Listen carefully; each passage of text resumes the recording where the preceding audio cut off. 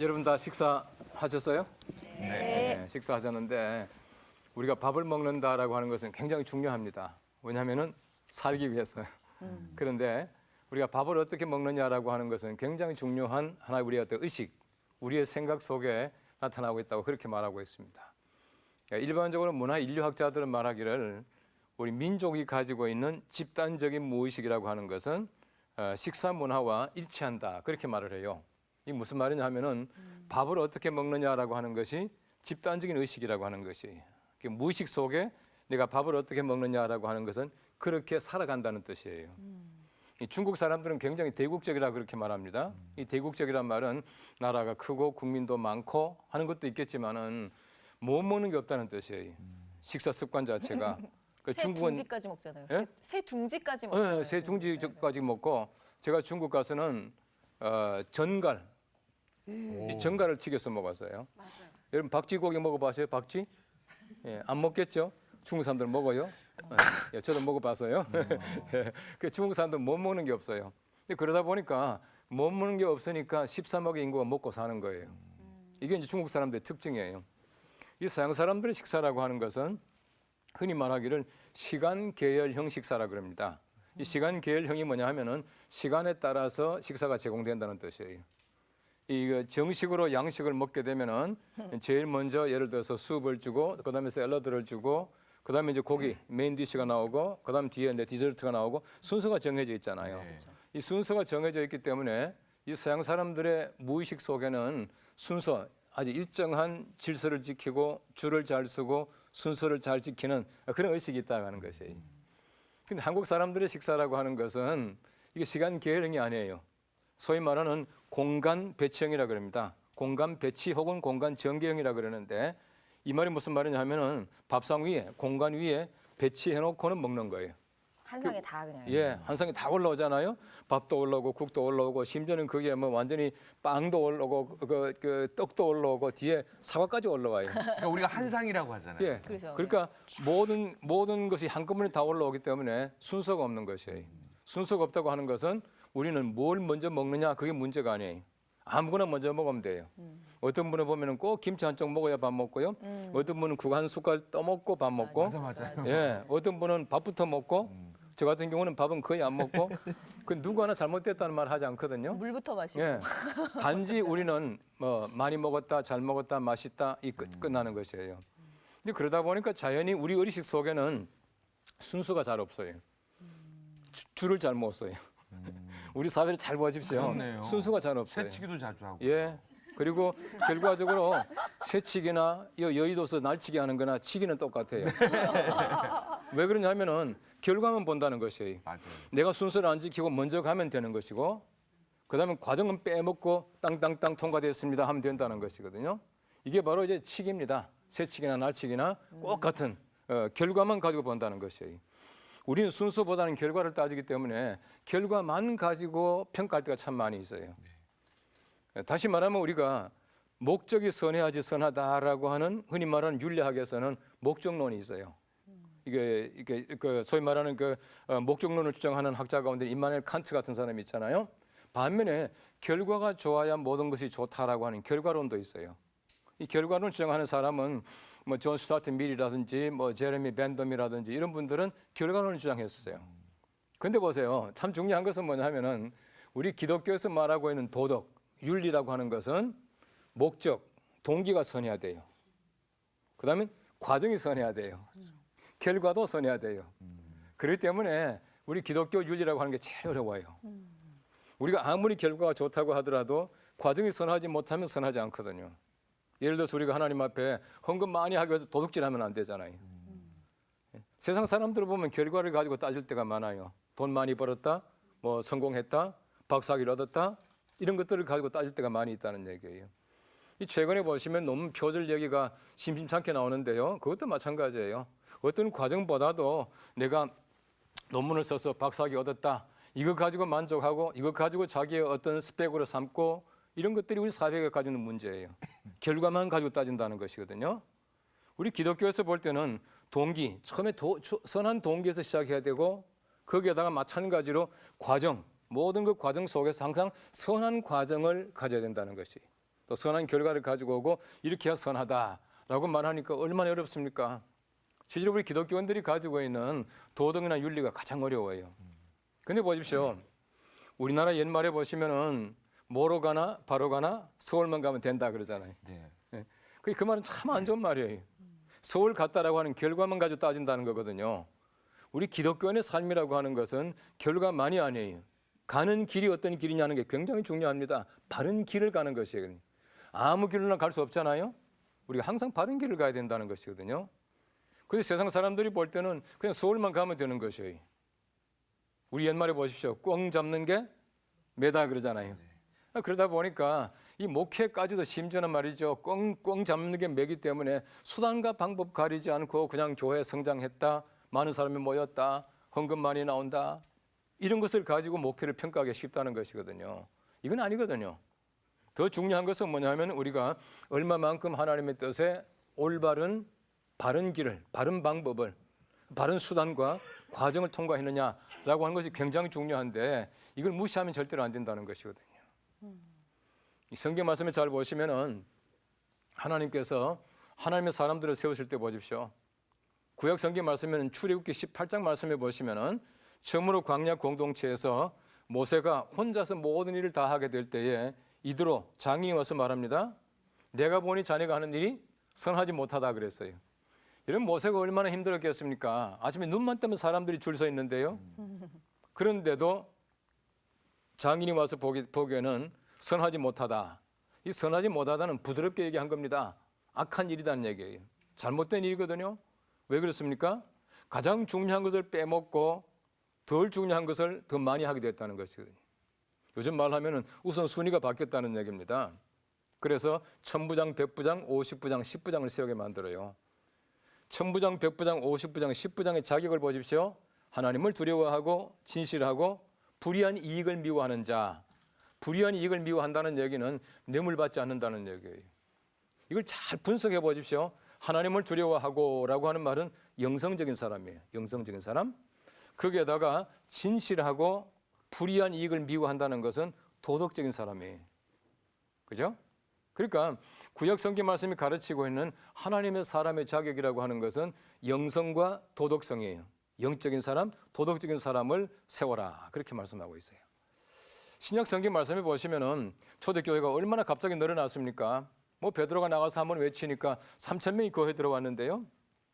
갑자기 사람이 많아졌어요. 사도들 보십시오. 기도해야죠. 말씀 전해야죠. 구제해야죠. 또 그 당시에 과부의 구제가 굉장히 중요한 일이었거든요. 이 모든 일 전부 하다 보니까 구제 때문에 기도하고 말씀 빼먹는 거예요. 제가 말씀드렸죠. 우선 순위가 바뀌었어요. 하나님께 대한 일들이 먼저 돼야 되는데 사람께 대한 일들을 하다 보니까 하나님께 대한 일들이 점점 줄어들게 되는 거예요.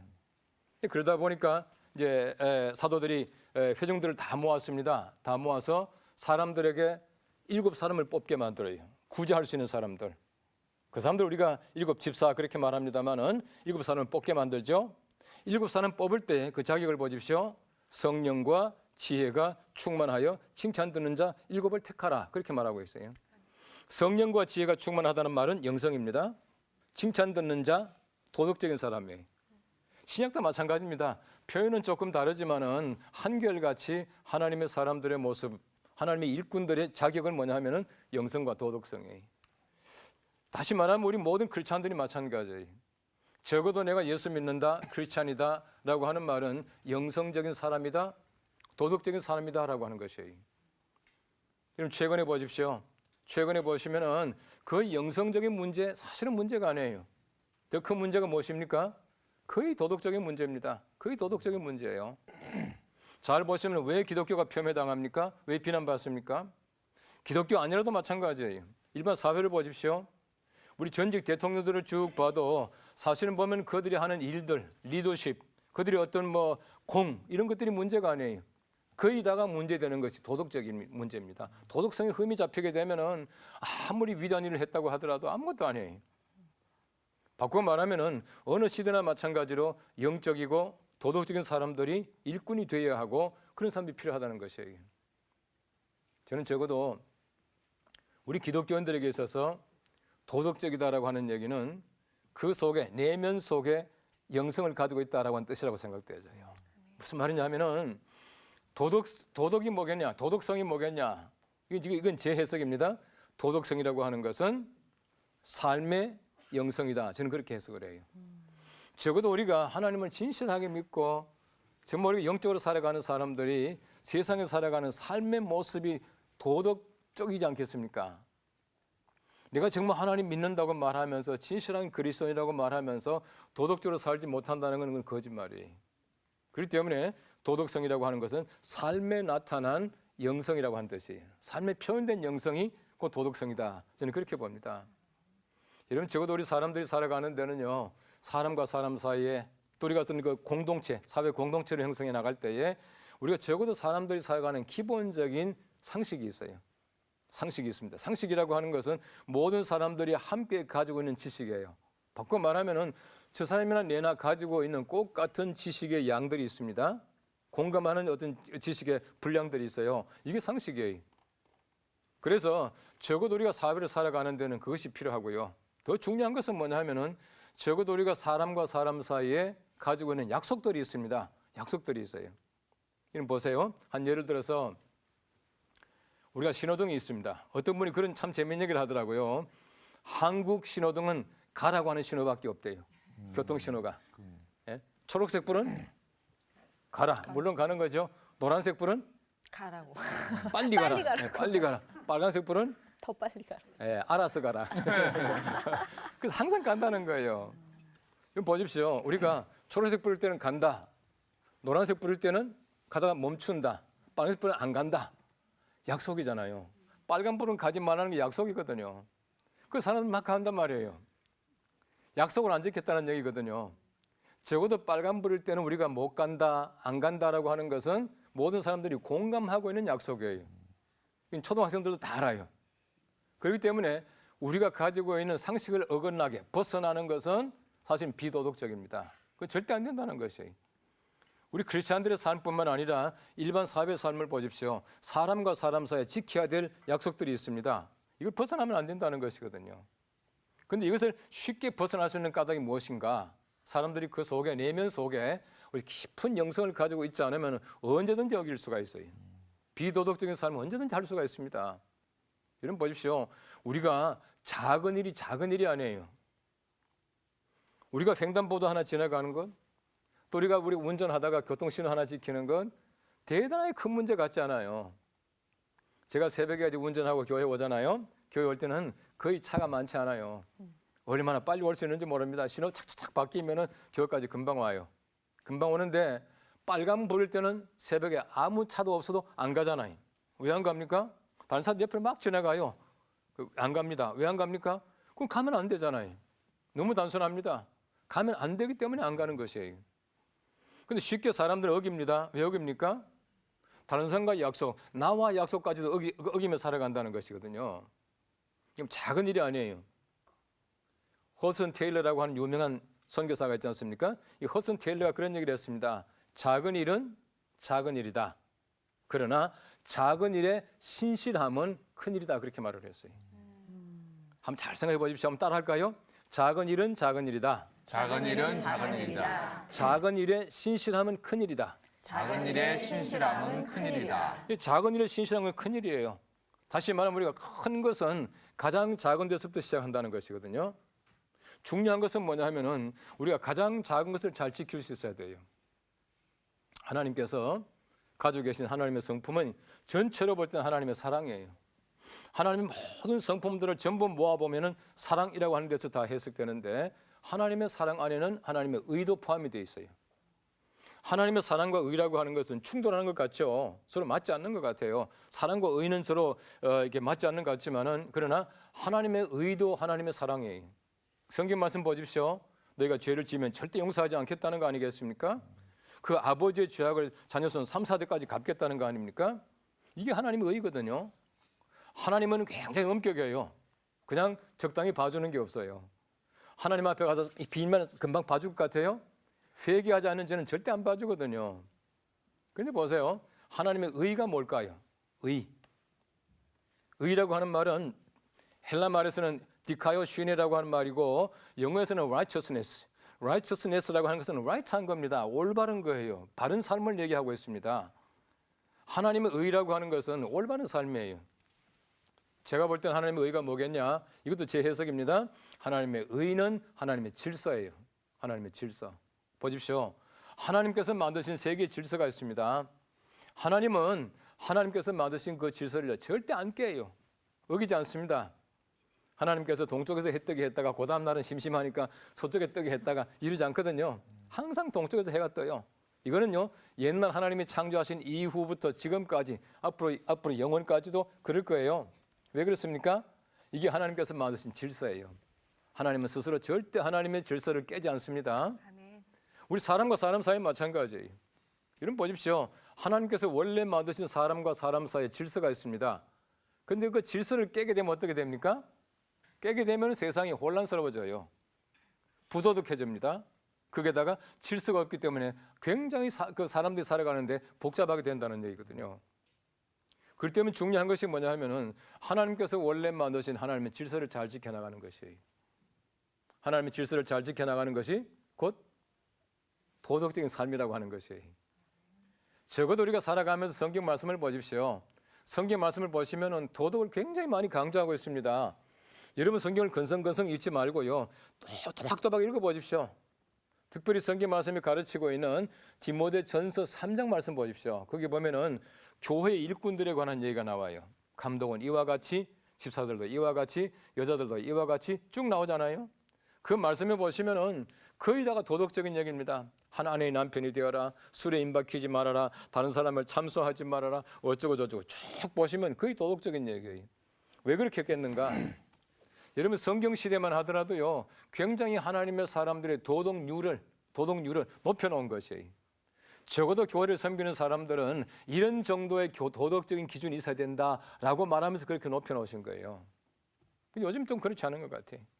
그러면 점점 사람들이 비도덕적으로 살아가는 것, 부도덕한 삶도 예사로 생각하는 것 같아요. 그렇지 않거든요.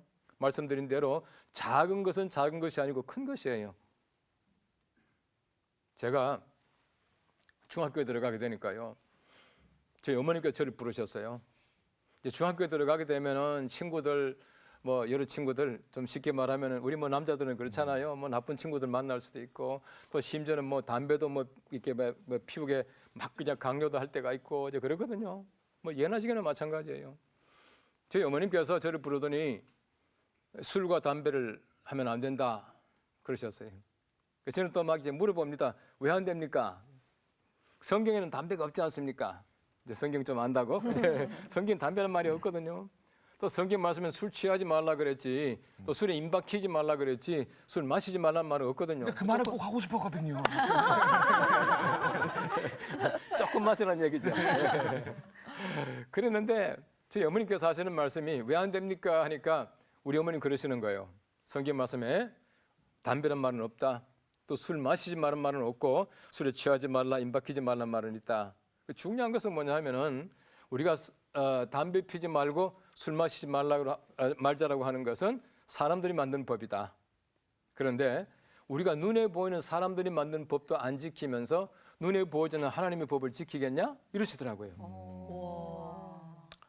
저는 중학생 때지만은요, 그 말씀을 듣고는 그 말씀이 정말 제 마음속에 이제 좀 못 박힌 같이 콱 박힌 거예요. 훌륭하신 어머니. 정말 우리 사람들이 만든 법도 못 지키면서 하나님 법 지키겠어요? 절대 못 지킵니다. 여러분 보십시오. 우리가 눈 떴다 하면은 밖에 나오면은 금방 우리가 흔히 말하는 우리가 사회가 만들어 놓은 법과 함께 살아갑니다. 우리 가정도 마찬가지예요. 가정이라고 하는 것은 적어도 우리가 살아가면서 가정에 어떤 가정의 윤리가 있지 않습니까? 우리 부모와 자녀의 윤리가 있고 남편과 아내의 윤리가 있고 형제 간의 윤리가 있고 다 있거든요. 이걸 지키지 못하고는 하나님 법 지키겠다? 이건 제가 볼 때는 거짓말이에요. 집에서 문 열고 나오잖아요. 문 열고 나오면은 우리가 항상 흔히 말하는 도로교통법, 항상 우리가 함께 살아가는 거예요. 운전할 때뿐만 아니라 운전하는 사람만 아닙니다. 걷는 사람도 마찬가지예요. 걷는 사람도 우리 횡단보도 지나가는 거 이거 아무것도 아니지만은 그걸 잘 지켜야 돼요. 횡단보도 보시면은 항상 오른쪽으로 가기 이렇게 화살표가 있어요. 근데 왼쪽으로 막 가는 사람들이 있어요. 예? 화살표 괜히 해놓은 거 아니거든요. 오른편을 가자 하면 모두가 함께 오른편으로 건너가야 편안한 것이거든요. 얼마나 작은 것이지만 중요합니까? 우리가 법을 잘 지키면은 굉장히 그것이 편리하고 우리가 기뻐져요. 그렇지 않고 우리가 어기게 되면은 얼마나 그 자체가 힘듭니까? 그러니까 보십시오. 아주 작은 법을 못 지키면 큰 법 못 지킨다는 얘기거든요. 우리가 사람들이 만든 작은 법이에요. 보이지 않는 법입니다.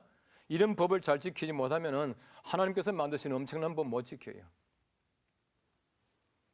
우리 옛 사람들은 좀 이게 윤리관 자체가 지금하고는 좀 달랐던 것 같아요. 특별히 조선 시대는 많이 다르잖아요. 옛날에 우리 말이 이런 말이 있습니다. 남자들의 거짓말과 온유물의 우산 하나는 항상 가지고 다녀야 된다. 그랬어요. 그런 말 있죠.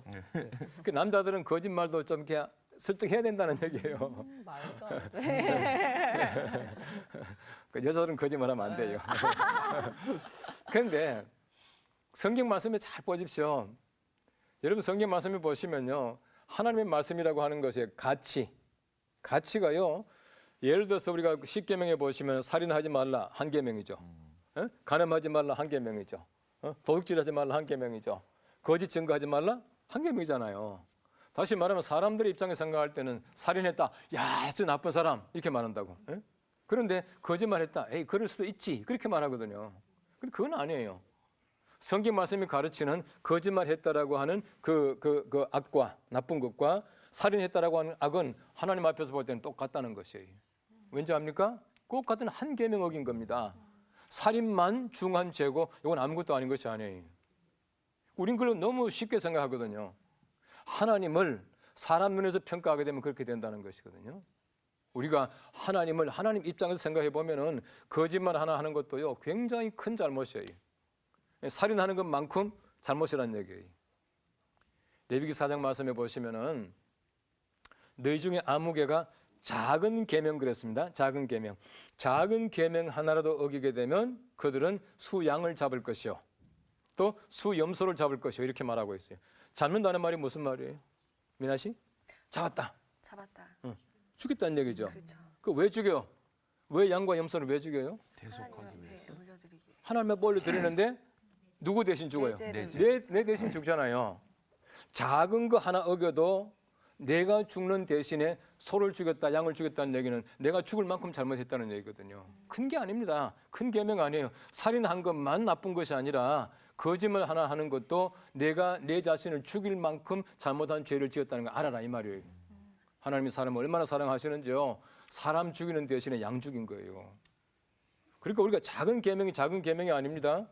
작은 것은 굉장히 큰 것이에요. 우리 도덕이라고 하는 것은 가장 작은 데서부터 시작합니다. 가장 작은 데서부터 우리는 지켜나가는 것. 정말 양심적으로 지켜나가는 것이에요. 여러분 작은 일이지만은 그 작은 일 가운데 정말 내가 하나님 앞에서 내가 살아가는 것 이게 정말 중요한 것이에요. 옛날에 수도사들은요 자기 방에다가 큰 눈을 그려가지고 이렇게 벽에다 붙여놨대요. 그 눈이 누구 눈이겠어요? 하나님의 눈이에요. 하나님이 항상 보고 계시다. 그래서 제가 볼까 어떤 분은 혼자 있어도 꼭 다른 사람이 나와 함께 살아가고 나를 보고 있다라고 하는 그런 마음을 가지고 그렇게 살아갔대요. 우리 집에서 예를 들어 나 혼자 있을 때 뭐 미안합니다. 속옷만 입고 왔다 갔다 한다 아무렇지도 않아요. 그러면 누가 뭐라 그럽니까? 그러나 다른 사람이 있다 하면 적어도 우리가 그 소위 말하는 사회적인 관계 속에서 지킬 것이 있지 않습니까? 중요한 것은 뭐냐면은 우리가 혼자 있지만은 하나님께서 나와 함께 계시다. 그리고 하나님 나를 보고 계시다. 하나님께서 내게 말씀하고 계시다. 내가 지금 하나님께서 말씀하신 것을 내가 지키며 살아간다. 명령에 순종한다라고 하는 그 삶을 살아가는 것이 굉장히 중요합니다. 우리 사회를 보십시오. 지금요 도덕적인 문제가 심각한 문제 얼마나 많은지 몰라요. 뭐 신문지상 텔레비전 보십시오. 뭐 매일같이 그런 소식들이 들려오지 않습니까? 근데 중요한 것은 뭐냐 하면은 기독교인들의 어떤 윤리관, 도덕적인 수준이 우리 일반 사회 사람들보다도 별로 높지 못하는 데 문제가 있어요. 이게 가장 심각한 문제예요. 세상 사람들이 볼 때는 우리가 정말 더 도덕적으로 살아가야 되는데 그렇지 못하다는 얘기가 참 많이 나온다는 것이거든요.